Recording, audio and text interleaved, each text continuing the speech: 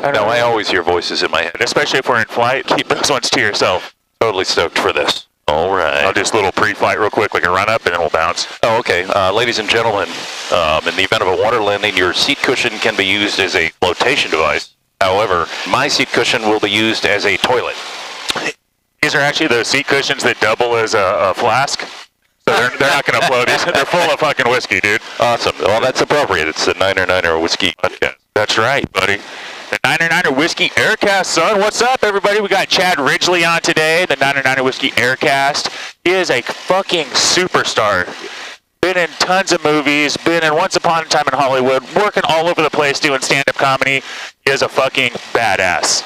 What's up, Chad? All right. How are you today, bro? Thanks for having me on, brother. Hell yeah, man. I've been looking forward to this ever since you talked about it, and this is going to be the highlight of my fucking year. The highlight of this year, dude. Oh, yeah. Yeah, man. I was talking to him. He was trying to tell me he wasn't a superstar, and I was like, look, Chad, I will turn the fucking plane around if we get this pessimistic attitude.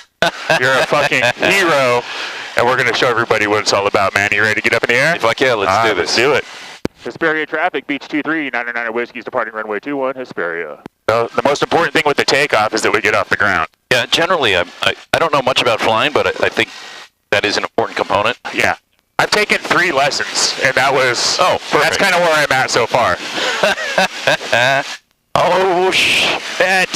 Here we go. All right, Justin, it was nice knowing you. Oh, dude, I need my sunglasses on, too. We're badasses together. Are you sponsored by Ray-Ban? We should be. We should be sponsored by Ray-Ban. Maybe we can make that happen. Oh, yeah. Boom, we're gone. Wow, it almost feels like we're not even on the ground anymore. It feels like we're floating. It really does. Holy shit, I haven't felt like this since I was on crystal meth. No, I think that was peyote, actually. Was it peyote? It was, it's peyote. It was, I went on a vision quest. Yeah, that's what they say. You know, if you're gonna do some flying, you should definitely have some Dramamine and maybe some other sort of relaxant. Especially Dramamine, keep the drama away, or yeah, especially if you're flying the plane. You know, well, dude, I pounded some Xanax before because I get nervous. So well, good. Yeah. I didn't think 2 was going to be too much. No, it's not. They say double up. Yeah. Double up on condoms and Xanax. Condoms and Xanax, the C's and C's. Oh my goodness, this is so badass. Yeah, I know you're not used to the high desert, being an LA guy, but this is it. What kind of wildlife can we see up here? We can see tweakers in their natural habitat, which is kind of cool. You might see a few hipsters in their natural habitat. Oh yeah, I can tell. You can tell because they have the nice backpacks. They look homeless with the nicest shit you've ever seen. I see you going everywhere, stand up all the time, movies all the time. Like, what have you been up to lately?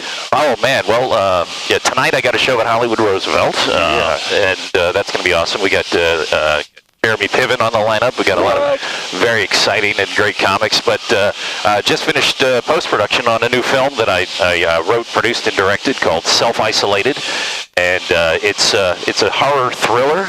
Okay. And it takes place under the backdrop of the global pandemic, but it's not about the pandemic. Nobody wants to hear about that shit. Everybody's still living it. But it's about a woman who awakens from a coma to find her caretaker husband missing, and she has to put the pieces together of what's wrong with her and what happened to her husband. And along the way, she runs across an overly friendly neighbor who may have something to hide. Spoiler alert: he has something to hide. He has something to hide. Shit, it's like I've seen the end now. Yeah.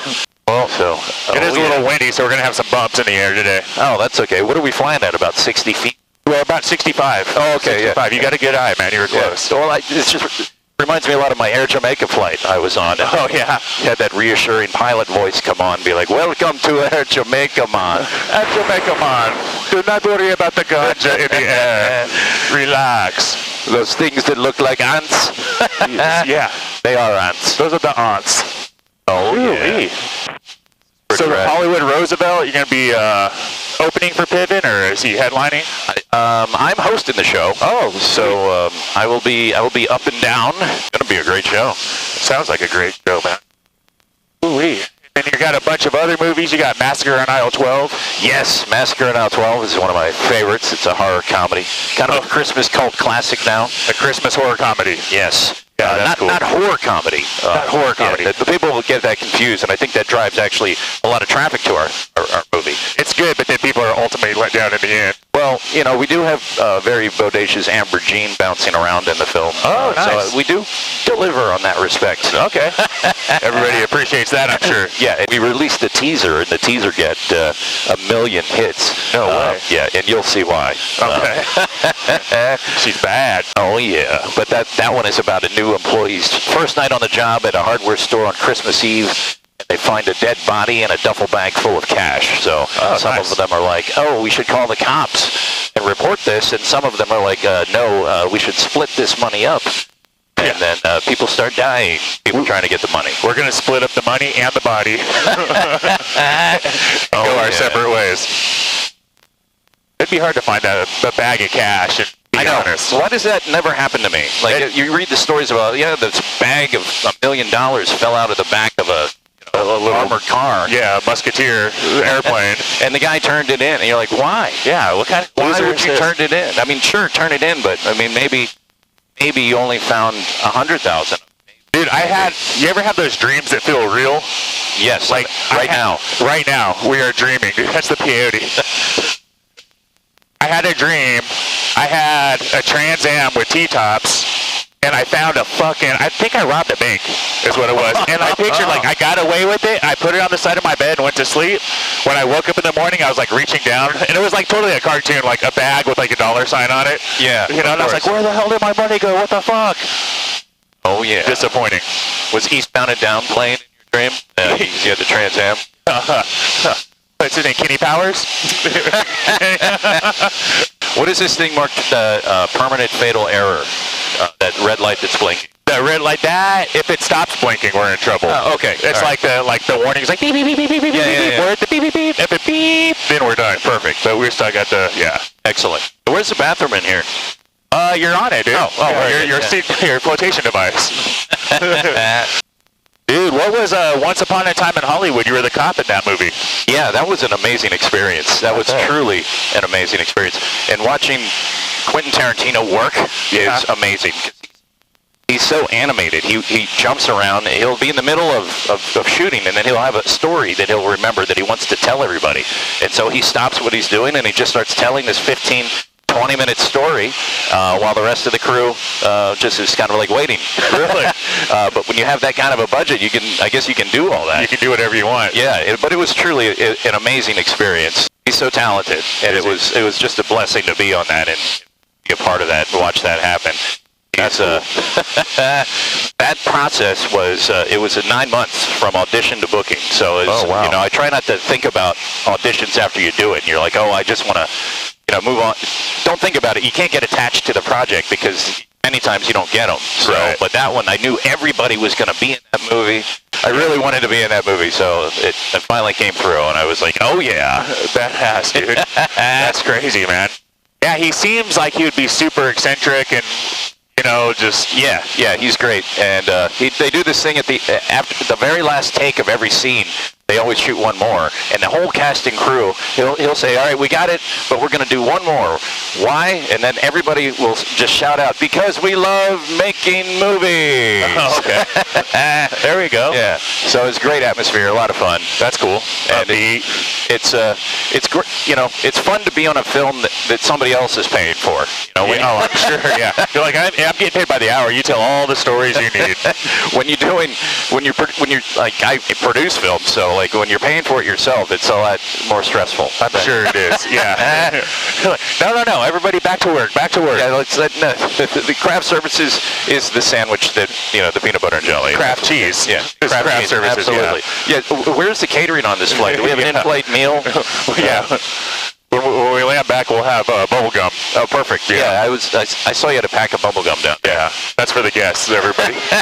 Everybody gets treated decent on the 9er Whiskey Aircast. Yeah, the 9er Whiskey Aircast. The green room is actually just a shipping container next to the hangar. Yeah, and we get people all lit up on shots of 9er Whiskey before we get up. Yeah, it was amazing. I didn't think that this guy could down 7 shots in a row.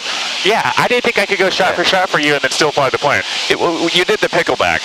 The pickleback helps. That makes it. That turns the whiskey into a meal. Well, it turns it into a vegetable. It does. Yeah. now we're getting our grains and our veggies, you know? Yeah, I mean, I think that's why they invented the pickleback after the shot. It's for that purpose. Yeah, I think so. I see somebody waving at us down there. Oh, it's one of the tweakers. He's got a sign, H-E-L. I wonder if it's help.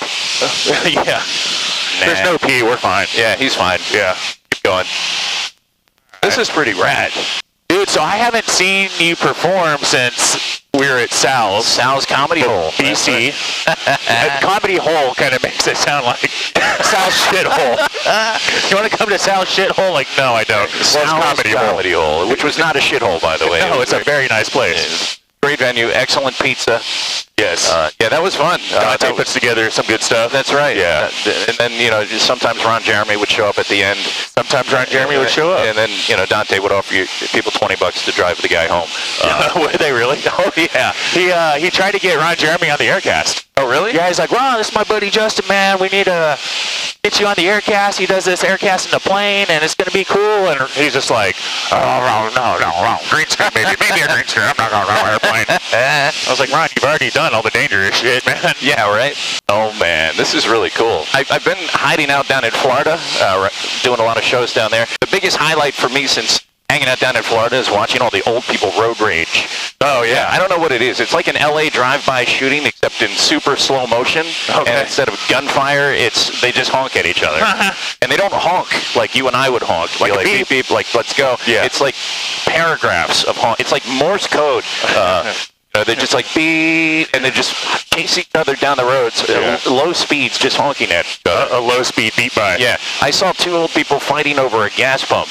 They were nose to nose, just honking at each other. It was like a Cutlass Sierra and a Buick Century, and they were just honking at each other. And there was like 7 other gas pumps open. No so shit. I don't understand it. And finally, the one guy gave up and just drove away, and the other guy in the Buick Century pulls up, and he gets out, but his gas cap is on the wrong side. After all that. So he got back in, he honked at the gas pump, and then drove away. Okay. I love watching this stuff, but they cause crazy accidents. He should have just, mitigated that and be like, all right, who's got seniority here? You get the pump. It's difficult to tell when the median age down there is 107. Right, yeah. Yeah, Boca is very much older. It's like, everybody there is 1,000 years old. When you're in a grocery store there, everybody's going to Publix, but you go to a grocery store there and you see somebody that's under 50 years old, and you just kind of make eye contact and wave at each other because it's like, oh, another young person. Me and you, yeah. You see a girl there under 50, you pretty much got the date. Oh, yeah. You're like, oh, my God. And she's for me. The problem is many of these old people, like from a long distance, they look much younger. Okay. Yeah, so like is that as the shopping cart gets closer, and starting to get your hopes up. Yeah. And then you realize, she's not wearing striped yoga pants. Those are varicose veins. Those are varicose veins. Yeah. She's got varicose veins and a bag of prunes. This is not a girl. And you can't get over the smell. The old people smell. Do they smell it? Like, I don't understand that. Like, I don't think they do, and I think that's why they wear more cologne and perfume than they need to. Oh, yeah, maybe so. I put on a lot of cologne today, but mostly just to mask the weed smell. Yeah, no, you smell great. Yeah, and just in case I shit my pants. Yeah. That's, they need Depends for drivers out there because you always get stuck in traffic on the turnpike. I thought the 405 was bad, but every day out there, just like in LA, there's always one guy who fucks it up for everybody, causes an accident, and then you're stuck for an hour, and then eventually you're going to have to pee. Like, have you ever had to pee in this plane? Not as bad as, like, passengers that I've been with. Yeah, so they need Depends for drivers, and they need Depends for, like, Niner Whiskey Air Cask. Go, there's my sponsor right there. Absolutely, that's your sponsor. You have my logo all over the Depends. Yeah. So you feel manly. They could be biodegradable. I mean, you could just... Boom, right out the window. Well, you have a window. Little window. Oh, he has a window. I got a window. That's the drug drop window. Yes, yeah. This is where we pass out the meth with a little... parachute to it. A little meth and a little beacon. Yeah. You can put one of the new iPhone tracker tiles on it. Yes. And you just check it. Dude, that's a great idea. We should totally start doing that before they make that illegal. When Amazon gets into the marijuana business, weed growers are just screwed. Like, they're going to change the world. They're going to change. There's going to be 3 companies in the world. It's going to be Amazon. It's going to be Tesla. It's going to be Coca-Cola. Coca-Cola. Are they the ones that started having meetings about having their employees act less white? Yes. Okay. Yeah. You have to be less white. Are they still on that, or did they backtrack? I don't know. I switched to Pepsi. Oh, did you? No, I didn't actually. Yeah, I went over to I was at a bar, and I was like, hey, can I get a Diet Coke? And the bartender was like, well, we don't support Coke anymore, but we have Sprite. Like, dude, that's the same fucking company. Yeah. What the fuck? Wow, you're really making a stand there. Yeah. Like, you're not buying the Coke, but you're buying the Sprite. Power to the people, man. Good you got job. this. Yeah. So I took her home immediately. I was like, you know what? I think she's dumb enough to not pass this up. So, are you excited for your show tonight? I'm super excited. Yeah. I'm honestly. This is just going to be a superb day, assuming the plane lands successfully. Oh, it's going to land. Well, yeah. Everybody gets one landing.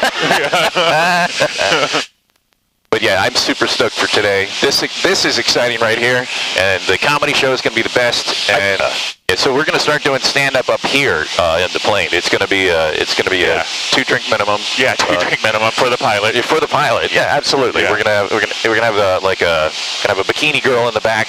We need that. Get your girl up there. Yeah, in fact, we'll just have right here in the back every whiskey 99er aircast. We're gonna have her right there. She's not gonna say anything. She's gonna. You may not even see her face. Yeah. No headphones. There's no point of that. Just like the Man Show used to be. Oh yeah. Remember this girl jumping up and down on a trampoline? Oh yeah. Who was the Man Show? That was Jimmy Kimmel? I think it was Jimmy Kimmel. Yeah. Yeah, people lost their sense of humor, sadly. Yeah, we have to come up to about 2,500 feet. How tall are we? That's my knowledge of plane lingo. Back at our altitude? Yes. We're at 4,500. Wow. Sense of humor still exists above 4,000 feet in this country. We're just going to do all the shows up here. It's like maritime law, but in an airplane, whatever that is. I've kind of had a new idea to experiment with. You know, they have carpool karaoke. Yeah. Which I was going to start airplane rapping. Oh, hold on a second. Airplane rapping? This one overheats quite a bit, to be honest. The plane is overheating? The plane is overheating. The plane is overheating. Maybe we can do some airplane comedy, some airplane stand-up, some airplane sit-down. Oh yeah, absolutely. All right, let me do that. Oh, this is cool. I'm gonna take a story for the Instagrams. For the you can tell when you're older because you put the in front of everybody. The Instagram, like I do that. The internets. Yeah. You're pluralizing it even. How old are you? Are you older than me? Yeah. Oh yeah. 100%. Do we get service up here? Yeah. Yeah, I do, because a telemarketer just called me. Yeah. Not busy right now. The only people that can have service everywhere, telemarketers and creditors. Yeah, the creditors don't stop, man. All right, so we're going to do some, what are we doing? Some karaoke? Some karaoke comedy? Oh, awesome. Very good. Karaoke comedy. So I do have some comedy songs out. Do you really? Yes, I do. With some great music videos to go with them. Super high production value on this. And you'll understand why when I explain it to you. So I wanted to make a comedy song, but I didn't have an idea for the name. So I said, I'm going to go online and look up the topmost searched terms. Okay. Whatever the topmost search terms are, that's going to be the title of the song, and I'm going to write the song to that. You're working it backwards. Yeah. Smart. So the song is called Hot Lesbians Making Out and Smoking While Tied Up and Fighting. And did amazing, and you can't imagine why, because people are like, look, I had no idea that many people were looking up girls smoking and girls tied up. Yeah. And girls, maybe. We're in Lancaster. They were looking up that exact phrase. So we did that. That's beautiful. And then I did a follow-up song to that, and it was called Big Boobies on Blondes or Brunettes or Redheads. Big boobies on blondes or brunettes or redheads. They say write what you love, and the success will follow. No, write what you know. Yeah. Oh, yeah. There's another comic that she's in the Hot Lesbians video, and her name's Jilly Real, and she said that 90% of her website traffic comes from that song. Really? Yeah. No way. Yeah. So she kind of loves me and hates me for that. That's awesome, man. Yeah. We're doing a show in Miami next Saturday. Oh, sick. Yeah, we'll be down. Yeah, so next Saturday, you got a show down at the on the Ringleader Comedy Show, which is going to be at Mama Jenny's. South Florida's so old. Like, everything is different out there. Like in LA, all the radio commercials are like for rehab clinics. Yeah.